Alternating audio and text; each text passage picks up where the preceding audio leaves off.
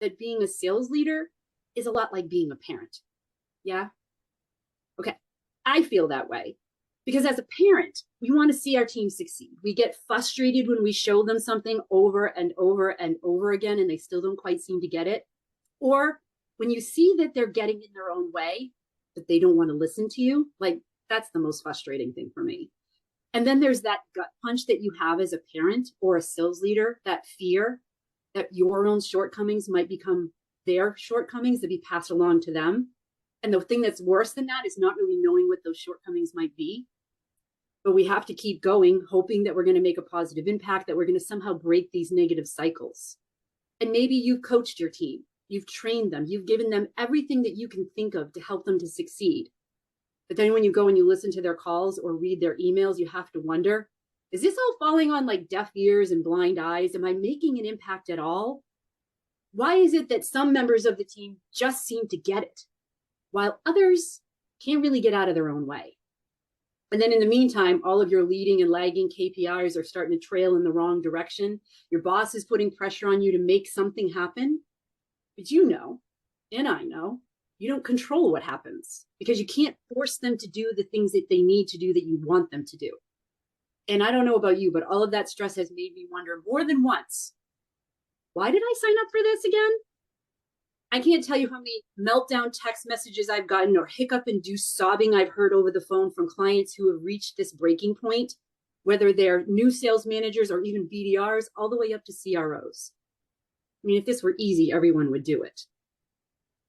But we're a special kind of crazy, aren't we? Driven, determined, hopeful, at least. I mean, I know I get Christmas morning happy whenever clients will message me and how they went from on plan to top performers, or how a manager had made their team the #1 team for multiple years in a row in the company after struggling for years. That's why I'm so excited to share all of my secrets with you. Secrets that have been backed by behavioral research and data from over 2.3 million sales professionals, secrets that I've tested on myself and with sales teams. My hope is that by the end of this session, you'll be armed with the knowledge on how people make decisions today, the hidden obstacles that might be getting in the way of that and in your team's way, and some actionable strategies that you can start applying in your coaching and your one-to-ones with your teams, like today.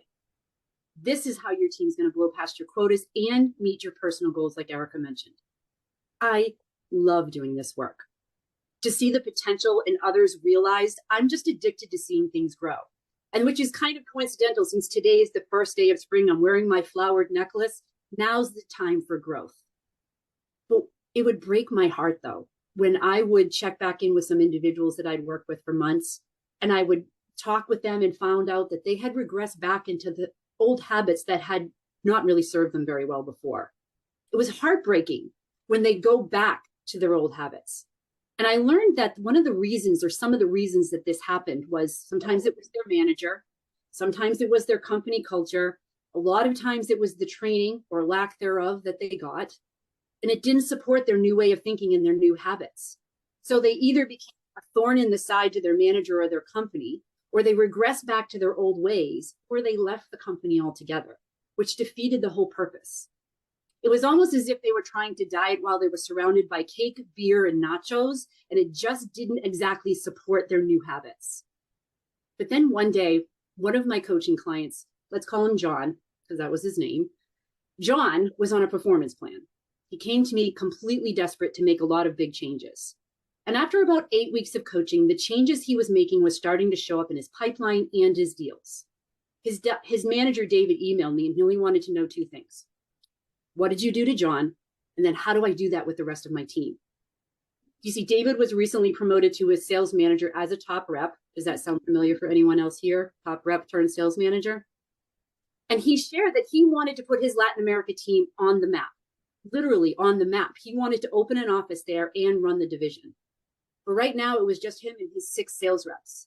His biggest concern was that they were new, he was new, and his words were, what if they become the collateral damage of my own shortcomings? And I don't even know what they are yet.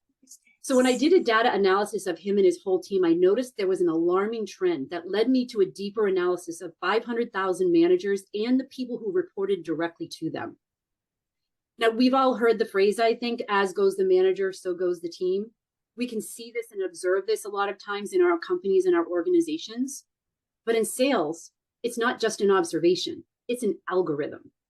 See, my analysis showed that when a sales manager has certain non-supportive beliefs towards sales, which we'll talk about later, their team was 355% more likely to have the same beliefs of their manager.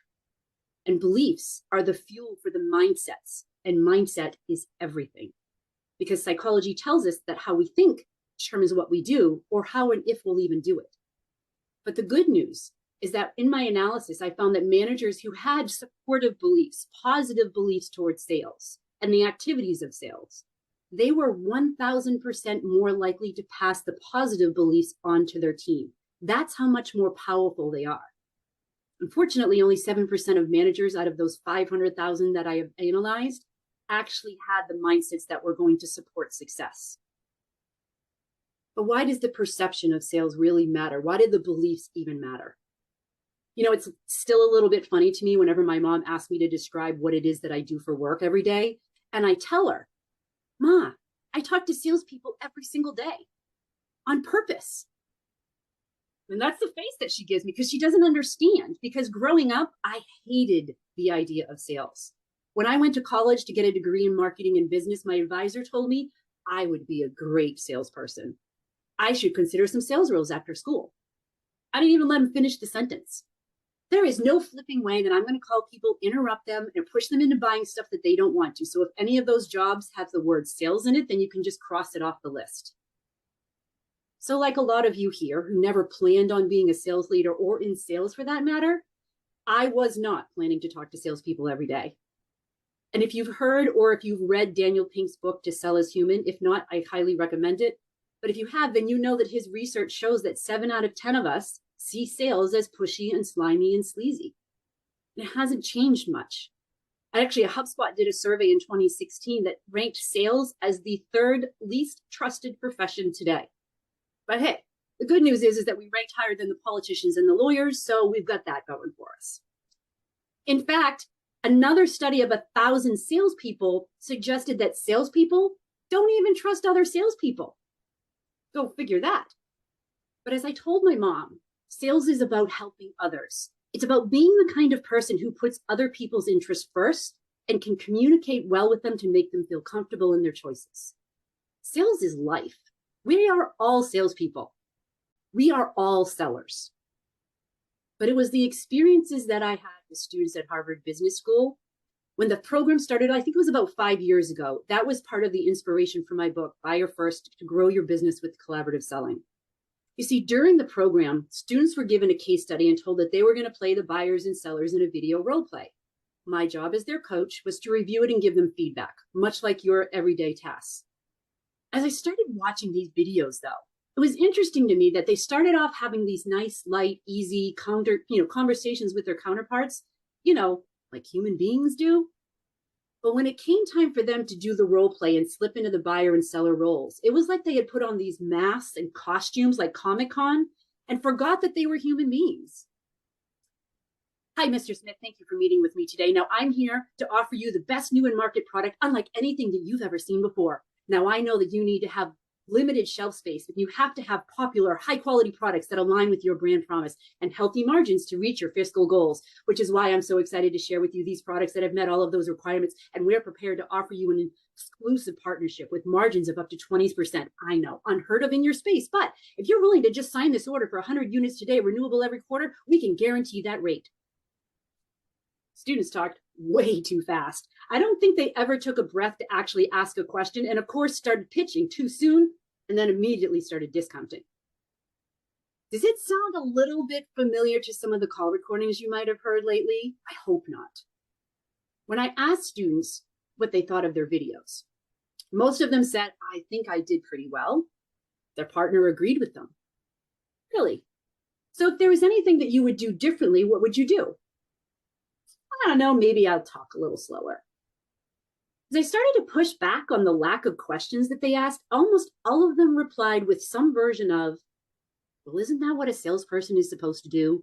Control the call, tell them the value proposition, make the pitch, and then ask for the business. A few of them said that they thought it would be rude to ask too many questions. Others thought that if they asked too many questions, wouldn't that person think that I don't know what I'm talking about? Harvard students. Why does this happen? And not just to my Harvard MBA students, but this is happening throughout the sales profession. I don't know about you, but I've listened to far too many call recordings that sound too close to this role play exchange. So don't beat yourself up or your team. Even Harvard's still trying to figure this out. I had to learn this lesson the hard way. Of course, I mean, is there any other way?